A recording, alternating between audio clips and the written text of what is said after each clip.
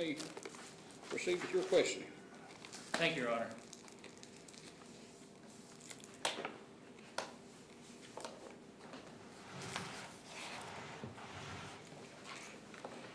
Can you all see?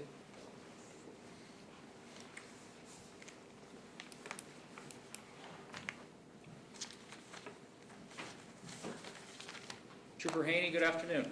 Good afternoon, sir.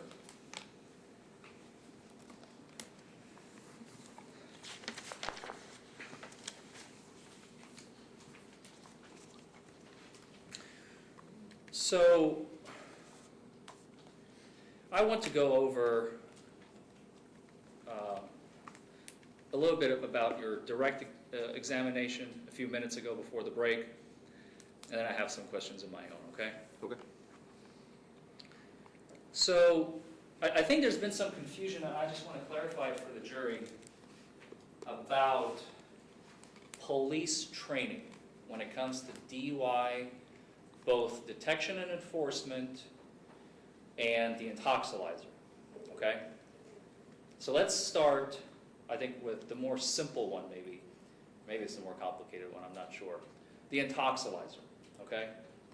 The Intoxilizer certification is a certification that you must complete every 2 years that allows you to both administer, calibrate, and do the intake printout, that little piece of paper that gives you the result and all that. We do not calibrate. A technician comes and makes sure the machine is in calibration. My apologies. I'm referring to the calibration that occurs before the machine is ready to process a person's breath. That's the calibration I'm referring to. You prep the machine. You don't calibrate the solution. All we do is push the start button and watch for the cal check on the screen, and we know what the range is that it has to be in to be ready to use. That's all you do. Yes. And you need to relearn how to do that to be recertified, quote unquote, every 2 years. It's not really relearning, it's just doing a recertification. Doing a recertification. Uh-huh. That every 2-year recertification does not include a standardized field sobriety test portion, correct? No, sir. You do not relearn the whole DUI detection and enforcement, what to look for in a vehicle that you encounter on the freeway. No, sir. It's just a 4-hour class on the Intoxilizer itself. Just on the machine. Yes, sir. Okay. And then you completed the academy back in, well, you completed 2 academies. Yes, sir. Before KSP, you were where again? I was at West Liberty Police Department. West Liberty PD, so police officer. Yes, sir. And you transitioned over to KSP in 2010, did you say? Yes, sir. And air ride you completed back in 2009. December of 09, yes. December of 09. That air ride is the Advanced Roadside Impairment Detection and Enforcement is the acronym. Yes, sir. And that is a supplemental, if you will, training to your DUI training that you completed back in 03 originally. Correct. As a beat cop. Mm-hmm. Okay.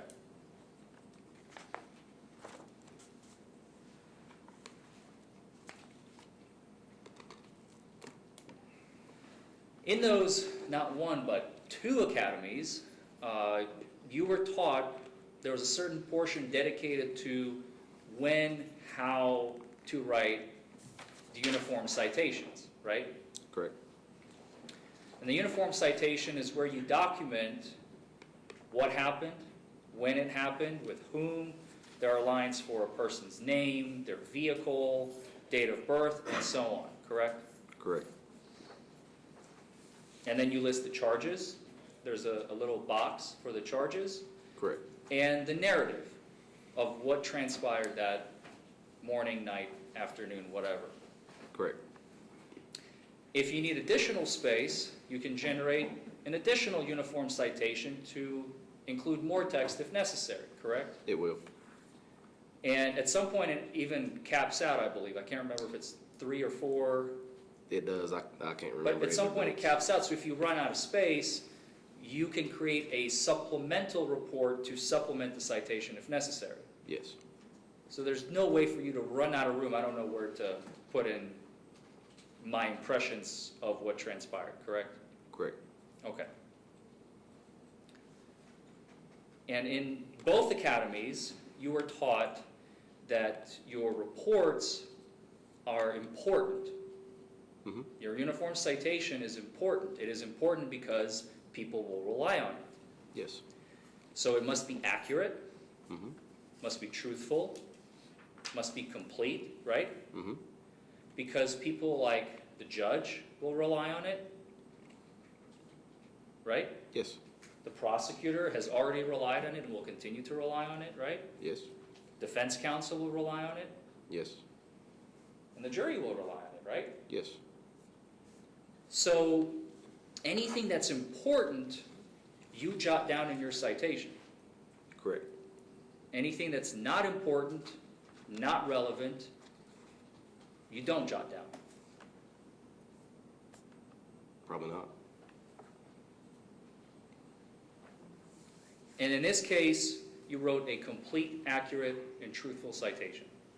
To the best of my knowledge.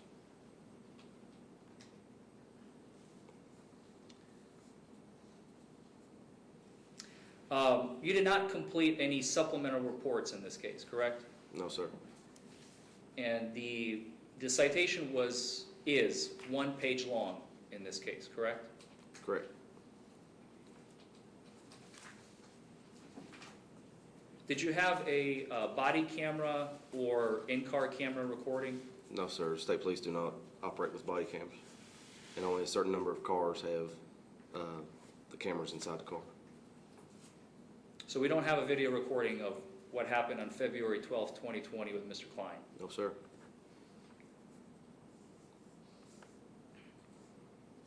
Do you remember being trained in both academies that, quote, there's a big quote that they put on, I believe, in one of the PowerPoint presentations at DOCJT. Remember, if you didn't write it down, it didn't happen. Yes.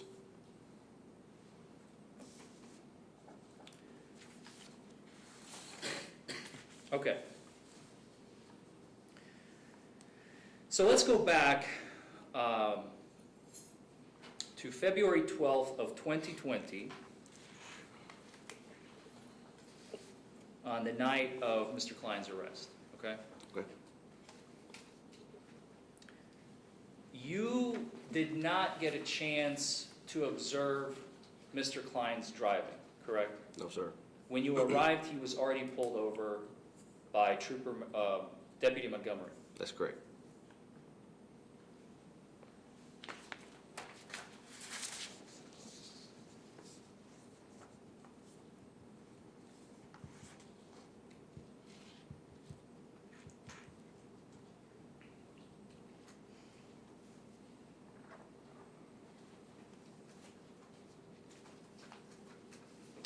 You testified on direct examination that you smelled the odor of alcohol coming from the vehicle when he rolled down the window. I testified it was an alcoholic beverage. Alcoholic beverage, excuse me. I don't want to be putting words in your mouth. An alcoholic beverage coming from the vehicle. Yes, sir. And you may recall my question to Deputy Montgomery. In your training, do you recall that portion as well, that alcohol itself has no smell? Yes. It's the way that you all are trained at the academy. Trained to state that we smell an alcoholic beverage. You smell the alcoholic beverage. Correct. It's the additive that is added to the drink, the mixed drink or the beer. That's correct. And so on, right? Yes, sir. Because alcohol itself has no scent. Correct.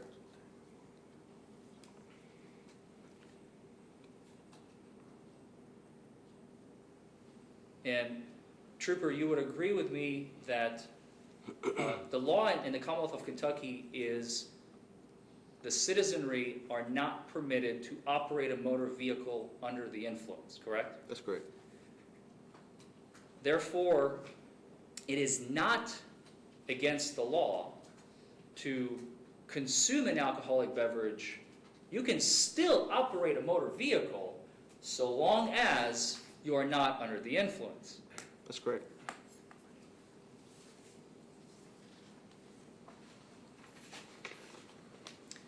You did not find any empty containers of alcoholic beverages in Mr. Klein's vehicle, correct? There was no cans. There was a solo cup that we wasn't for sure what was inside of it, whether it be a mixed drink or whatever. I remember seeing that in the cup holder, and I had no way of testing that.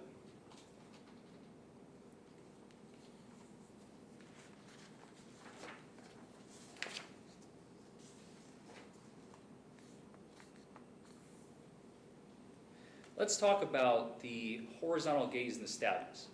Okay. Now, to the ladies and gentlemen of the jury, I think it is a confusing set of words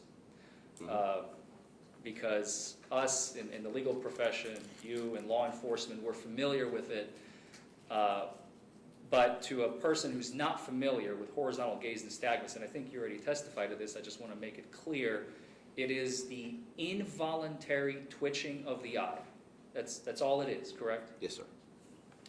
It's when the eye, without any external stimulus, meaning you doing something to trigger it, it is internal and you can't control it. It happens by itself. That's correct. You testified on direct examination that I believe, and correct me if I'm wrong, you said intoxicants cause nystagmus, I believe were your words. Certain ones will, yes. Certain intoxicants cause nystagmus. There are intoxicants that don't even cause nystagmus. That's correct. Are you also familiar that nystagmus can occur due to causes other than alcohol and narcotics? Yes. It can occur naturally, Yes. right? One of the things that could cause nystagmus are, simple day-to-day things, and stop me if I'm wrong at any point. Hypertension. I really don't know. If you don't know, please say I don't know. I really don't know on that. High blood pressure. I'm not sure. Do you know that motion sickness can cause nystagmus? Unaware. Eye strain. Unaware as well. Muscle fatigue when the eye gets tired. Unaware of that. Consuming excessive amounts of caffeine. Unaware of that one as well. It could be hereditary. Could be. I have heard that. Could be from diet, like dietary. I'm unaware on that one. You're not an ophthalmologist, are you, Trooper? No, I'm just a trooper. You're not an optometrist. I'm not a medical professional. Not a medical professional. You're not an eye doctor. You never studied the human eye. No, sir. You don't know how it functions No, sir. and its internal workings and all that. And you've also testified that you completed the vertical gaze nystagmus portion. That's when you go up and down. On direct examination, I believe. Testified that that was a test. I don't think I testified that I performed that test. So in this case, you did not administer the VGN, May I the look at vertical the- gaze. Please.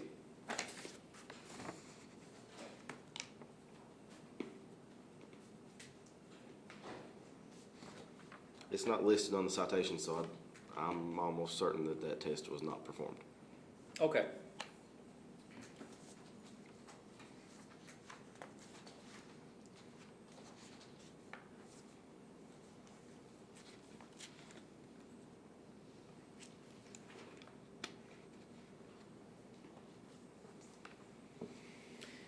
Then, after the horizontal gaze nystagmus, you administered the one-leg stand.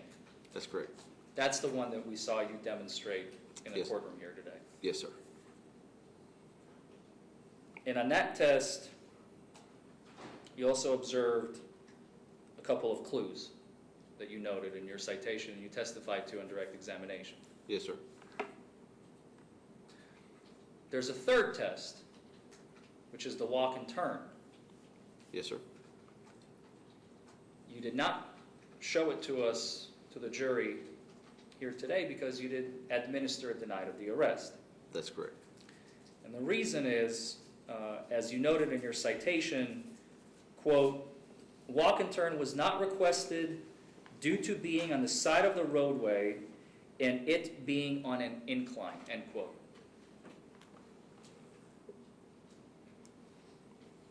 That's correct.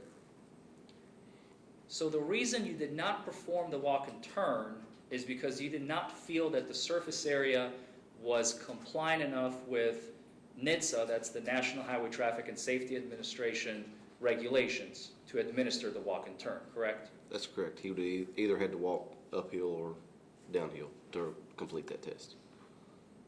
The roadway, the shoulder was not wide enough to go across the road. It's too dangerous to try to go across the road with traffic going by.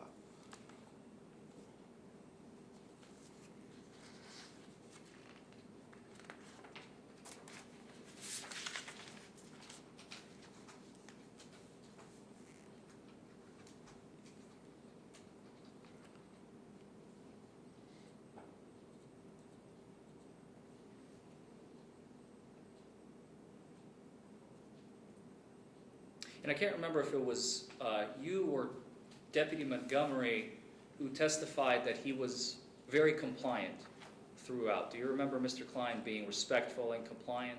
He was very compliant. I hadn't testified to that, but he was. I didn't mean to hit the microphone. He didn't argue with you, No, sir. try to flee, No, sir. try to talk his way out of it. No, sir.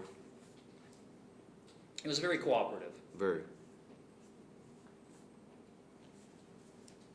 And you also said that there were, other than you and Montgomery, there was another, I'm not sure if he was a deputy or trooper, Nichols?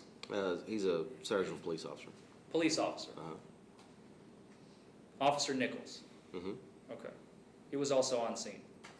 Yeah, he followed us up there.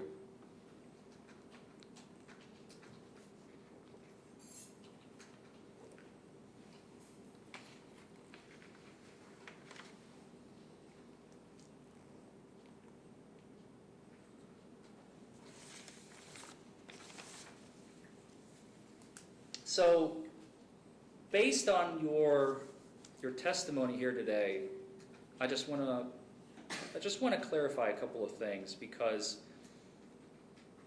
for us and the jury, who's ultimately going to be deciding this case,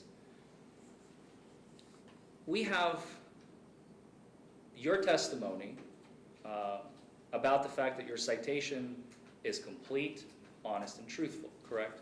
Correct. And yet, we have heard several facts here today that you are alleging occurred on February 12, 2020, but are not in your citation. Such as? Well, for example, in cross-examination, the latest in time, which I'm sure the jury will quickly remember, is the solo cup in the car. You said that Mr. Klein had a solo cup with an unknown substance you were unable to test. Correct. That, from my understanding, you failed to preserve. I had no reason to preserve it. You saw no reason to preserve it? Correct. And could you please point to which line in your citation that solo cup in the cup holder is listed in your citation? It's not in that citation. When I looked over it a second ago, it's not in there. It's not in there.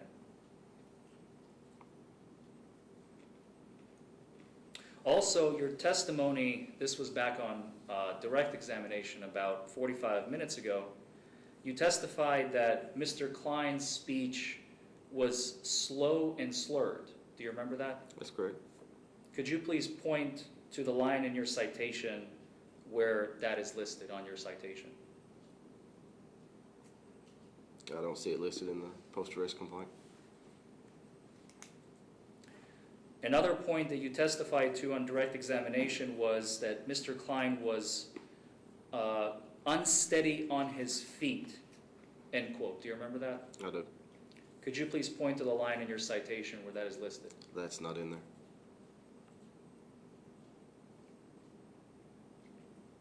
You've also testified that prior to administering the one-leg stand, you did what's called a medical clearance. You Not made su- medical clearance. I asked them if there's any medical condition that would prohibit them from taking a balance test. I can't give them a medical clearance. My apologies. You are correct. What I'm referring to is if the individual has any medical conditions that would inhibit their ability, I shortened it, I apologize. A medical, not in the medical sense, but a medical clearance as a law enforcement officer is what I was referring to.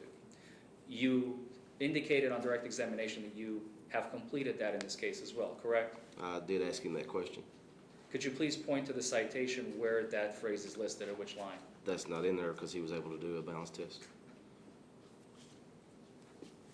There was no medical condition prohibiting him from being able to perform a test, so that's not listed in there. However, had he had a bad back, knee, hip, ankle, whatever, that balance, it would have been listed balance test not requested due to medical conditions. So because it was a positive fact, not helping your investigation, you did not feel the need to include it in your citation? I didn't see the need to do it. I do all the DUIs the same way. Just went ahead and filled everything out.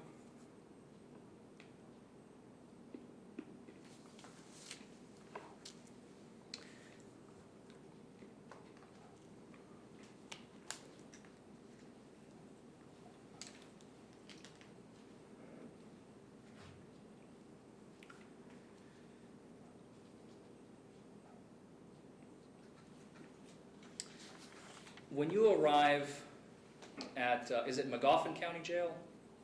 No, sir. We bring people that we arrest to the sheriff's office or either the police department, and then the jailer comes and picks them up and takes them on to Johnson County Jail, Big Sandy Regional Detention Center.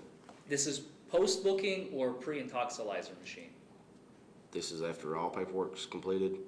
They're turned over to the jailer and transported to the jail. Okay, so let's back up a little bit. Okay.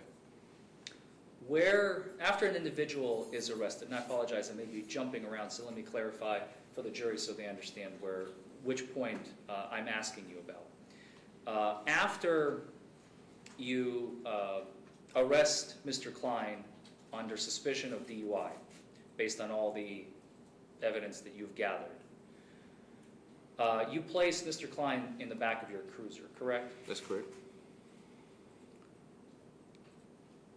Did you handcuff him?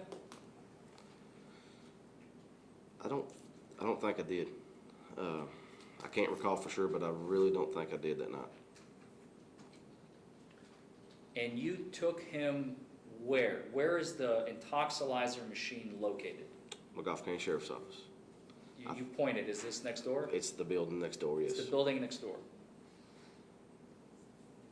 Did you obtain any video footage from Magoffin County Sheriff's Office from February 12th, 2020? No. After the Intoxilizer machine process is completed, whether they take the test or refuse, after they go to the hospital, if they want their independent test, whichever it is, and they're taken to the jail, where are they taken? Painesville, to Big Sandy Regional Detention Center. Big Sandy Regional. Yes. And that's where Mr. Klein was taken that night. Yes. Have you obtained any video evidence from that facility? No.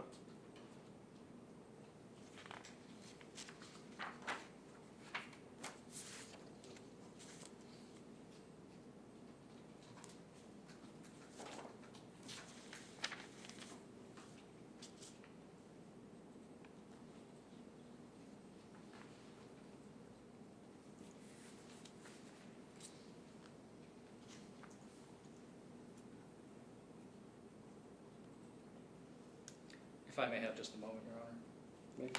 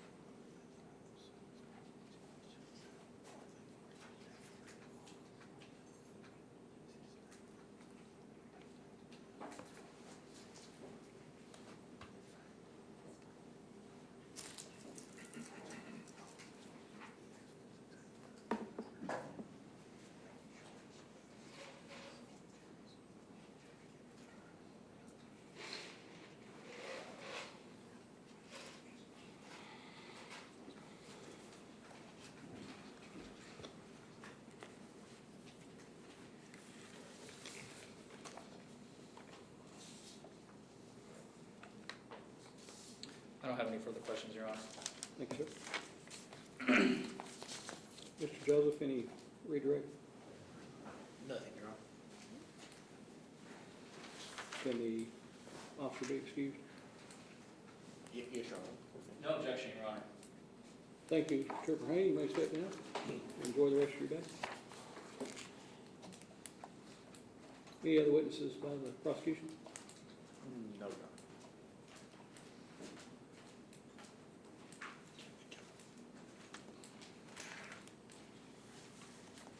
Mr. Foreman? Yes, Your Honor, may we approach? You may.